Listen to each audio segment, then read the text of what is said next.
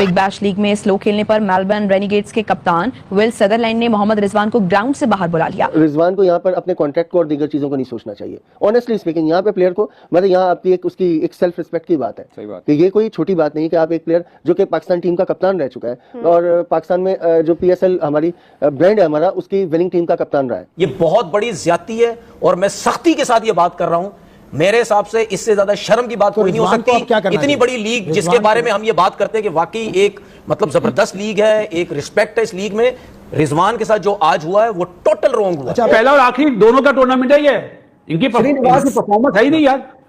इतना वो क्वालिटी नहीं है यार। माफी के साथ एशिया में खेल जाए बहुत ज्यादा डॉट बॉल भी प्लेयर्स को तो खुद समझ में आ जाना चाहिए कि मुझे तेज खेलना है, तो प्लेयर की जिम्मेदारी भी तो है इसमें। आपको पता है ना कि रिजवान का खेलने का एक अपना अंदाज है, लेकिन उसी अंदाज के साथ वो आपको जीत के भी देता रहा है, ठीक है ना। उसी अंदाज में तो नहीं कुछ कर पाया ना।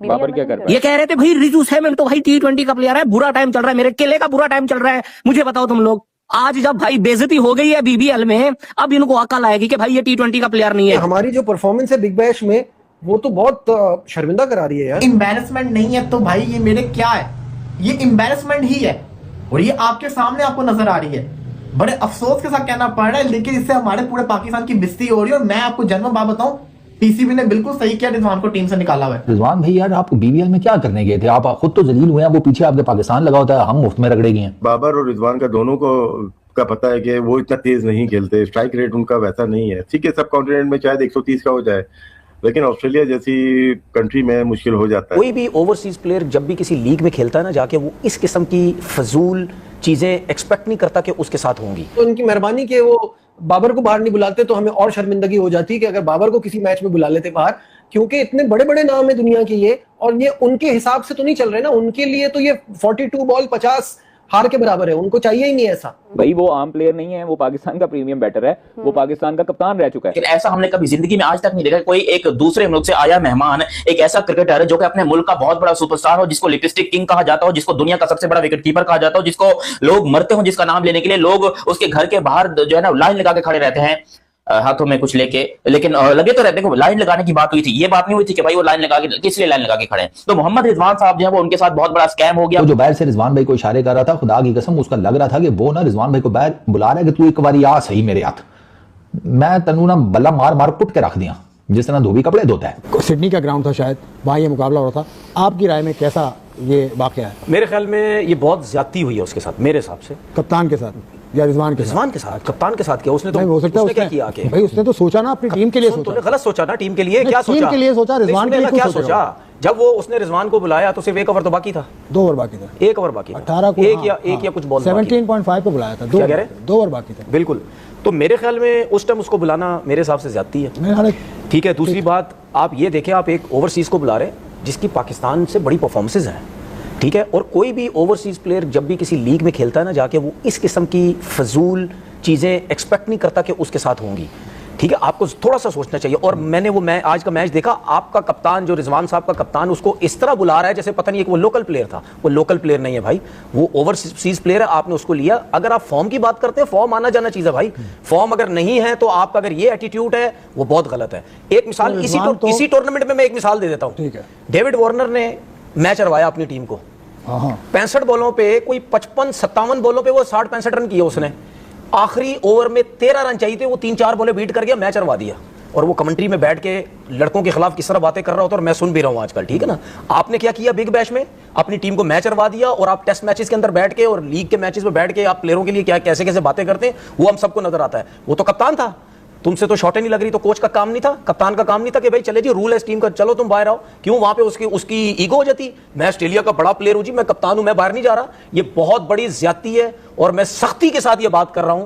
मेरे हिसाब से इससे ज्यादा शर्म की बात कोई नहीं हो सकती। इतनी बड़ी लीग जिसके बारे में हम ये बात करते हैं कि वाकई एक मतलब जबरदस्त लीग है, एक रिस्पेक्ट है इस लीग में, रिजवान के साथ जो आज हुआ है वो टोटल रॉन्ग हुआ। अच्छा, बहुत गलत हुआ। क्या कहना, वो स्टैंड ले लेते हैं रिजवान, आपको पता है किस कोई भी मामला हो स्टैंड लेते हैं वो, सरोगेट मार्केटिंग। सुन ले मेरी बात, यहाँ उनकी इज्जत पे बकौल आपके, उनकी बेइज्जती हुई है बकौल आपके, तो उनको क्या करना चाहिए? रिजवान को यहाँ पर अपने कॉन्ट्रैक्ट को और दीगर चीजों को नहीं सोचना चाहिए। ऑनेस्टली स्पीकिंग, यहाँ पे प्लेयर को मतलब यहाँ आपकी उसकी एक सेल्फ रिस्पेक्ट की बात है। सही बात कि ये कोई छोटी बात नहीं कि आप एक प्लेयर जो कि पाकिस्तान टीम का कप्तान रह चुका है और पाकिस्तान में जो PSL हमारी ब्रांड है हमारा, उसकी विनिंग टीम का कप्तान रहा है। ठीक है ना। लेकिन मानी साहब आप छोड़ के लोग आ जाना चाहिए देखिए, मेरे हिसाब से तो उसको बिल्कुल कंटिन्यू बिल्कुल नहीं छोड़ के आ जाना चाहिए, बिल्कुल छोड़ के आ जाना चाहिए। लेकिन बात ये है कि मतलब क्यों इस तरह से खेलना ही क्यों? और अगर मालूम था कि हम ऑस्ट्रेलिया में जाके उस तरह से नहीं परफॉर्म कर पाएंगे तो फिर इसको अप्रूव करने की ही क्या जरूरत थी? देखें, बात यह है कि आप कोई भी player through out the match जो है एक ही अंदाज में नहीं खेल सकता। हम रिजवान की या बाबर की अक्सर हम बात करते हैं, जैसे स्ट्राइक रेट की बात करते हैं, तो आप ये भी देखें कि उनका, यानी आपको लगता है रिजवान की कोई गलती नहीं है? देखें, गलती एक अलग चीज है, उसको आप ये कर सकते हैं अगले मैच में आप उसको बिठा दें, ठीक है ना। आप अगले मैच में बिठा दें, आप चांस नहीं दें। आपने एक प्लेयर को पिक किया है, आपके सामने उसका ट्रैक रिकॉर्ड है, आपके सामने उसका अंदाज, आपको पता है ना कि रिजवान का खेलने का एक अपना अंदाज है, लेकिन उसी अंदाज के साथ वो आपको जीत के भी देता रहा है, ठीक है ना। उसी अंदाज में तो नहीं कुछ कर पाया ना। बाबर क्या कर पाया? बीबीएल में तो बाबर ने अब वो बाबर की फ्रेंचाइज उसके साथ कैसे डील करी है वो डिफरेंट चीज है। देखिए, मैं आपको बताती हूँ, कराची किंग्स का अगर हम एग्जांपल ले लें, कराची किंग्स के बारे में मैंने मुतअद्दिद बार सुना है कि उनका रवैया प्लेयर्स के साथ बड़ा डिफरेंट होता है एज कम्पेयर टू दैट अगर आप इस्लामाबाद यूनाइटेड, लाहौर कलंदर्स को देखते हैं, डिफरेंट होता है। अभी फ्रेंचाइज की मर्जी है कि प्लेयर्स के साथ क्या सलूक कर रही है। ऐसा नहीं होता, आप फ्रेंचाइज की मर्जी नहीं होती। अब ये ना हो कि आप कराची किंग्स खेल रहा हो, डेविड वार्नर उससे परफॉर्मेंस ना हो रही हो तो उसको आप चलते मैच में आप उसको कहीं बाहर आ जाओ, ये एक इंसल्टिंग होती है। वो बल्ले भी तोड़ेगा और वो उसके बाद एक्सपोज भी करेगा पूरी फ्रेंचाइज को, और वो छोड़ के भी चला जाएगा। आई विश कि वो ऐसा ही करे। ठीक है, नहीं ये ऐसा, मैं ये एग्जांपल दे रहा हूँ, लेकिन मैं चाहती हूँ कि वो छोड़ के आ जाए। मगर रिजवान जो एक बार T20 रैंकिंग में, आईसीसी की T20 रैंकिंग में नंबर 1 बल्लेबाज रहे हों, ये इस जगह पर जो पहुंचे हैं, ऑफ कोर्स काफी अफसोसनाक होगा और इस चीज का एहसास उनको भी हुआ होगा कि बिग बैश उनके लिए अच्छा नहीं गया। अगरचे सीपीएल वो खेले, बहुत बेहतर उनका रहा था, और मेरा ये ख्याल था कि बिग बैश में अच्छी 2-3 इनिंग्स खेल के मोहम्मद रिजवान सिलेक्टर्स का दरवाजा नॉक करेंगे कि भाई साहब हम फिर आ गए हैं। मगर रिजवान और बाबर आजम दोनों की कारकर्दगी कुछ खास बेहतर नहीं रही है। मिसाल के तौर पर मोहम्मद रिजवान और बाबर आजम का देखा जाए, दोनों के 8-8 मैचेस हो चुके हैं। रिजवान के 8 मैचेस में 167 रन हैं, 20 की एवरेज है, 101 का स्ट्राइक रेट है। बाबर आजम के 8 मैचेस में 154 के रन हैं टोटल, और एवरेज 25 की, स्ट्राइक रेट 104 का। सेम है, बस बाबर आजम एक मैच में नॉन आउट गए थे तो उनकी एवरेज थोड़ी बेहतर आ गई, अदरवाइज दोनों के सेम रन हैं, सेम स्ट्राइक रेट है, एवरीथिंग इज सेम। सो लोग यहाँ पे भी ये भी बात कर रहे हैं कि बिग बैश के अंदर अब दोबारा कभी शायद पाकिस्तानी बल्लेबाजों को तो वो नहीं लेंगे, क्योंकि बॉलिंग आप कह सकते हैं हारिस रऊफ जो थे आज नंबर 2 के ऊपर खड़े हैं नहीं विकेट्स पॉइंट ऑफ व्यू से। कल उनका फिर मैच अगर 2-4 विकेट्स ले लेते हैं फिर नंबर 1 के ऊपर आ जाएंगे, बट वो नंबर 1 नंबर 2 के ऊपर हैं, एक मैन ऑफ द मैच भी हुए। शाहीन शाह अफरीदी बिग बैश खेले थे, उनकी कारकर्दगी भी बहुत ज्यादा बेहतर नहीं थी। हसन अली खेल रहे हैं, वो भी कुछ शानदार कारकर्दगी नहीं दिखा रहे।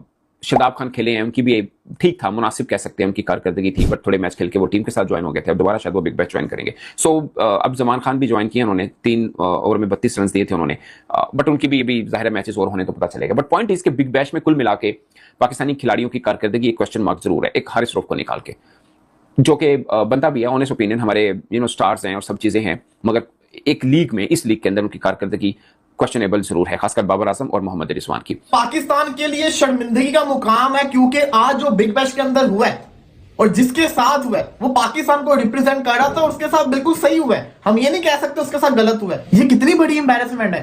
अब ये सही क्यों है मैं आपको बताता हूं। हालांकि टिम साइफर्ट भी स्लो खेल रहा था, लेकिन टिम साइफर्ट को क्यों नहीं उन्होंने बोलते कुछ, क्यों? क्योंकि टिम साइफर्ट ने बिग बैश के पहले मैच के अंदर शानदार सेंचुरी मारी थी। वो तेज भी खेलता, कभी कभी स्लो खेलता है। मोहम्मद रिजवान कंटिन्यूसली स्लो खेल रहा है, खाली रिजवान नहीं, बाबर भी। वो दिन दूर नहीं है कि बाबर आजम को भी वो रिटायर आउट करवा देंगे। आपको मैं एक प्रूफ देता हूं, अभी चले जरा आपके साथ लाइव वीडियो शेयर करता हूं। गूगल के ऊपर जेमिनी खोले, जेमिनी पे सर्च करें बिग बैश का सबसे स्लो स्ट्राइक रेट किसका चल रहा है। नंबर 1 के ऊपर आएगा मोहम्मद रिजवान, साथ एक चीज भी लिखी हुई आएगी कि रिटायर आउट करवा दिया गया बिकॉज ये स्लो खेल रहा था। इसके बाद दूसरे नंबर पे मोजेस हेनरी, सिडनी सिक्सर का कप्तान, उसका नाम है। तीसरे नंबर के ऊपर कौन है? तीसरे नंबर के ऊपर है बाबर आजम, जिसके साथ उन्होंने ये मेंशन किया हुआ है कि बाबर आजम स्लोएस्ट 2025 की जो बिग बैश है 26-25 की, इसके अंदर स्लोएस्ट 50 करने का भी रिकॉर्ड अपने पास रखे बैठे हुए। जय हिंद दोस्तों। तो दोस्तों, पाकिस्तानी खिलाड़ियों का प्रदर्शन किसी भी लीग में इतनी बुरी रहती है कि आप अंदाजा लगा सकते हैं कि बिग बैश लीग वालों ने इसको बीच मैच से ही बाहर कर दिया मोहम्मद रिजवान को। दरअसल आपको बता दें कि पाकिस्तानी खिलाड़ी बिग बैश लीग में खेलने के लिए गए हुए हैं, जिसमें बाबर है, मोहम्मद रिजवान है और बाकी गेंदबाज हैं जो कि मतलब बिग बैश लीग खेल रहे हैं। लेकिन उसमें से जिस तरीके से पाकिस्तानी खिलाड़ी प्रदर्शन कर रहे हैं उस बिग बैश लीग में, मतलब आप अंदाजा लगा सकते हैं कि इससे ज्यादा एम्बैरेसमेंट इन पाकिस्तानियों के लिए क्या हो सकती है। जो मतलब मोहम्मद रिजवान खेल रहा था और वो ऐसी खेल रहा था,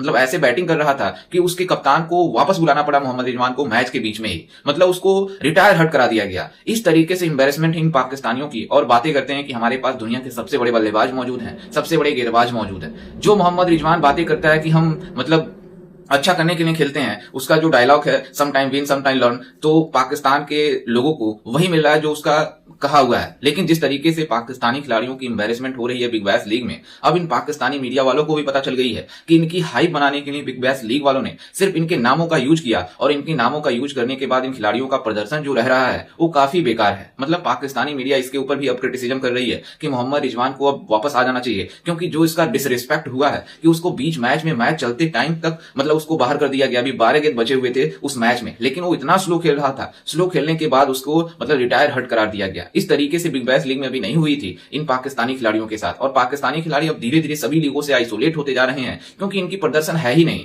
कोई भी खिलाड़ी पाकिस्तानी ऐसा नहीं है जो बिग बैश में जाकर अच्छा प्रदर्शन कर रहा हो। वहीं दूसरी तरफ घंटा बाबर आजम है, वो भी बुरी तरीके से फ्लॉप रहा। लगभग 7-8 मैच दोनों टीमों के हो चुके हैं, मतलब मोहम्मद रिजवान की टीम का और बाबर आजम की टीमों का। लेकिन दोनों टीमों का प्रदर्शन इतना खराब है कि आप अंदाजा लगा सकते हैं कि दोनों टीमों ने, मतलब दोनों खिलाड़ियों ने मतलब 150 का स्कोर नहीं किया होगा 8 मैचों में। मतलब इससे ज्यादा एम्बैरेसमेंट इन पाकिस्तानी खिलाड़ियों की क्या हो सकती है, जो इतनी बड़ी बड़ी बातें करते हैं पहले, और जब इनकी प्रदर्शन करने की बारी आती है तो ये बुरी तरीके से एक्सपोज हो जाते हैं।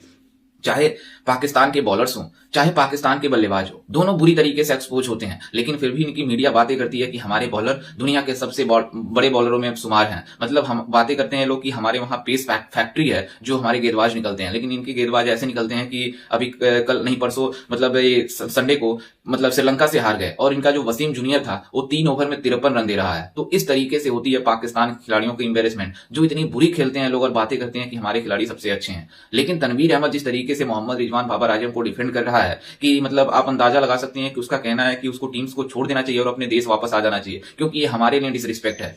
मतलब तनवीर अहमद को ये नहीं सोचना हो रहा है कि मोहम्मद रिजवान अच्छी बैटिंग कर ले, अपनी बैटिंग को इंप्रूव कर ले, लेकिन उसको मतलब मशवरा दे रहा है कि पाकिस्तान वापस चला है। लेकिन आपको जानकर सबसे ज्यादा हैरानी ये होगी कि बाबर आजम भी इतनी बुरी तरीके से खेल रहा है कि लगभग 8 मैचेज हो चुके हैं उसके, लेकिन 8 मैचों में उसने लगभग 152 या 53 रन बनाए हुए हैं। तो इस तरीके से खेलते हैं पाकिस्तानी खिलाड़ी। अब बिग बैश लीग वालों को भी होश आ चुके हैं कि इन पाकिस्तानी खिलाड़ियों की कोई वैल्यू नहीं है, बस इनको हम हाइप बनाने के लिए लेकर आए थे, वही इन्होंने किया है। प्रदर्शन के नाम पर ये बुरी तरीके से एक्सपोज हो गए हैं। लेकिन आपको जिस तरीके से मतलब बिग बैश लीग वालों ने इन खिलाड़ियों को अप्रोच किया, इसके पीछे भी एक रीजन था, क्योंकि ऑस्ट्रेलिया के जो भी खिलाड़ी थे वो एसएस खेलने में बिजी थे, मतलब इंग्लैंड के साथ टेस्ट सीरीज खेलने में बिजी थे, जो इनके मेन खिलाड़ी थे। और बिग बैश लीग खुद ऑस्ट्रेलिया की लीग है, उसके खिलाड़ी खुद उस लीग में नहीं खेल रहे हैं, अपना नेशनल ड्यूटी कर रहे हैं। लेकिन जो न्यूजीलैंड की टीम थी वो भी बिजी थी, उसमें उसके भी खिलाड़ी गए नहीं वहां पर, और न्यूजीलैंड के खिलाड़ी भी भारत में खेल रहे हैं। वहीं दूसरी तरफ साउथ अफ्रीका की लीग स्टार्ट हुई है, साउथ अफ्रीका अपने घरों में लीग खेल रही है, भारतीय खिलाड़ी तो जाते ही नहीं है किसी लीगों में, और श्रीलंका खिलाड़ी अपने घरों में खेल रहे हैं। तो मतलब सभी खिलाड़ी बिजी थे। इस वजह से बिग बैश लीग वालों ने सोचा कि हम किन प्लेयरों को अप्रोच करें कि हमके एंगेजमेंट हो दर्शकों का,